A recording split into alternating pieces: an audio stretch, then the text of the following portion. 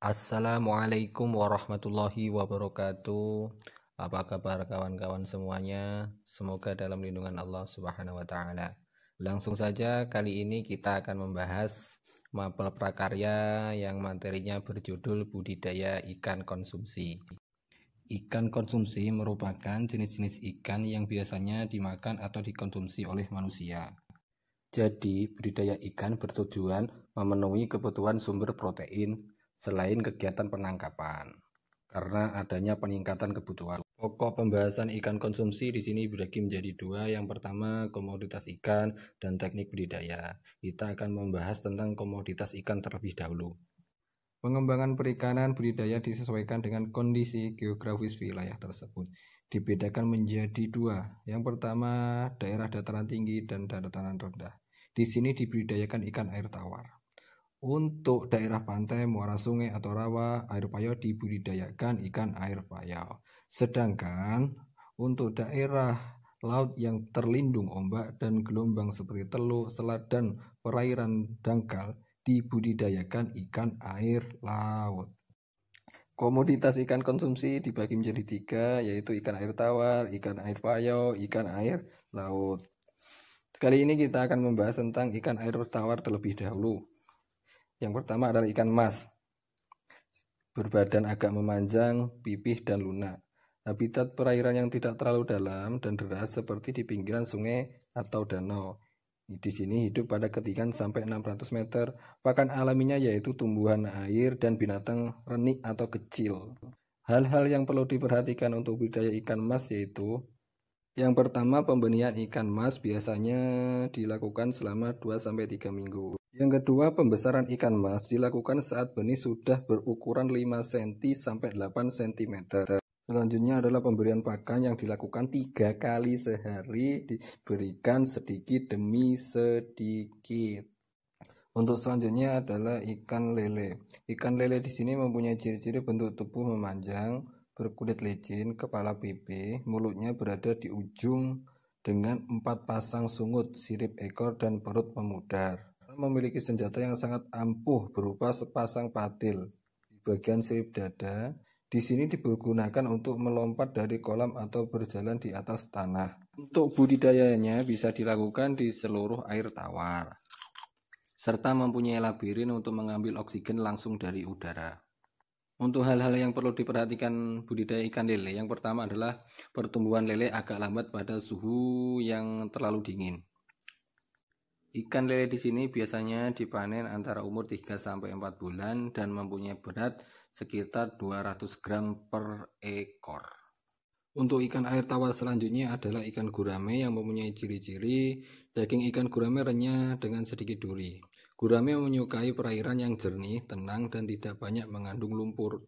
Tumbuhan yang biasanya dimakan yaitu azolla, kangkung, dan daun talas dengan pakan buatan tambahan lainnya. Hal-hal yang perlu diperhatikan untuk budidaya ikan gurame, yang pertama, lebih cocok di daerah sekitar 800 meter di permukaan laut dengan suhu 24 derajat Celcius sampai dengan 28. Menyukai perairan yang jernih, tenang, dan tidak banyak mengandung lumpur. Untuk selanjutnya atau yang kedua, untuk ikan gurame memijah pada umur 2-3 tahun.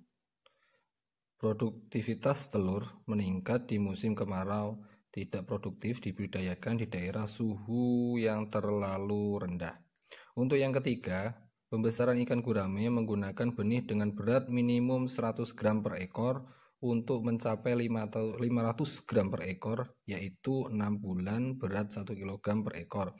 Membutuhkan waktu sekitar 9 bulan.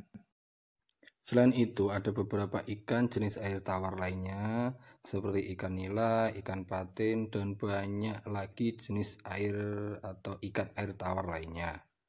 Oke kawan-kawan, selanjutnya kita akan membahas ikan air payau. Salah satu contoh yang pertama adalah ikan bandeng.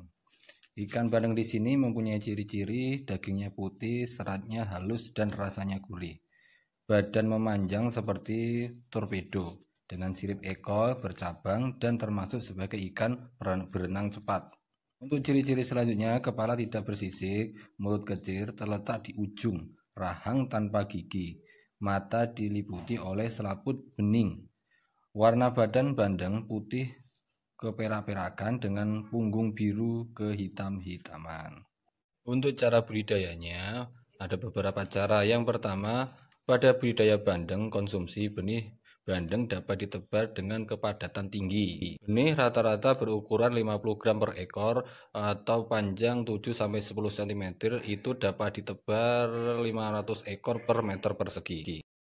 Untuk selanjutnya, ukuran normal rata-rata untuk dikonsumsi itu antara 450 gram per ekor dan dipelihara selama 4 bulan. Untuk ikan air payu selanjutnya adalah udang windu yang mempunyai ciri-ciri badan terdiri atas 13 ruas dan seluruh tubuh ditutupi oleh rangka luar yang disebut exoskeleton, serta aktif bergerak mencari makan pada suasana gelap ataupun redup. Udang windu di sini bersifat kanibal, yaitu memangsa sesama jenis yang lemah kondisinya, serta berganti kulit secara periodik. Udang muda lebih sering berganti kulit dibandingkan udang yang sudah dewasa. Untuk selanjutnya, cara budidayanya, udang windu sangat membutuhkan pasokan pakan buatan, namun harus dipilih pelek yang tidak mudah hancur dalam waktu 24 jam, karena cara makan udang yang tergolong sangat lambat. Untuk yang ketiga, kita akan membahas tentang budidaya ikan laut. Yang pertama atau salah satu contohnya adalah ikan kakap putih. Ikan kakap putih merupakan ikan Catatodomus atau dibesarkan di air payo dan berkembang biak di air laut. Untuk ciri-ciri yang selanjutnya yaitu ikan kakap putih bentuk tubuh memanjang, gepeng, batang sirip ekor lebar, mata berwarna merah cemerlang, mulut lebar, sedikit serong dengan gligih halus.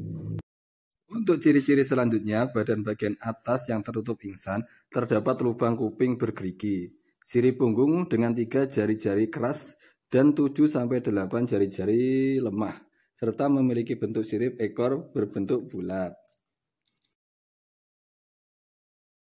Itulah beberapa ciri-ciri dari ikan kakap putih yang dibudidayakan di air laut. Selanjutnya adalah cara budidayanya. Yang pertama, benih ikan yang sudah mencapai ukuran 50-70 gram per ekor dari hasil pendidikan, di situ dipelihara dalam keramba dengan padat tebar 50 ekor per meter persegi.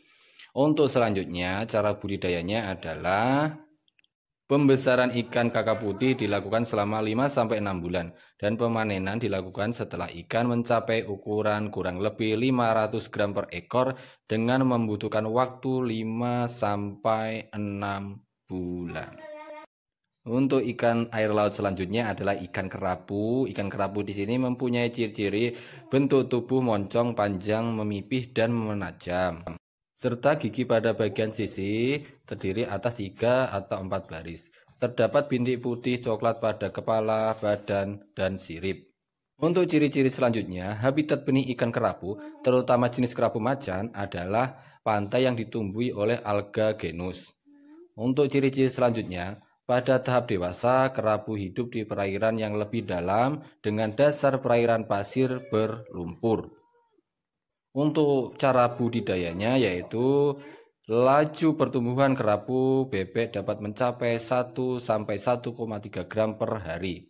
Sedangkan kerapu macan 2,5-3 gram per hari. Untuk perkembangan kerapu bebek bisa sampai 400-500 gram selama 12-14 bulan. Untuk kerapu macan dapat dipanen bulan ke-7 dengan berat kurang lebih 500 gram per ekor.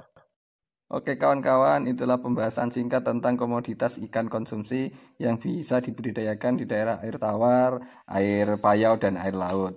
Dan selanjutnya saya akan mengupload video tentang teknik budidaya ikan-ikan tersebut. Silakan tunggu video selanjutnya. Cukup sekian. Wassalamualaikum warahmatullahi wabarakatuh.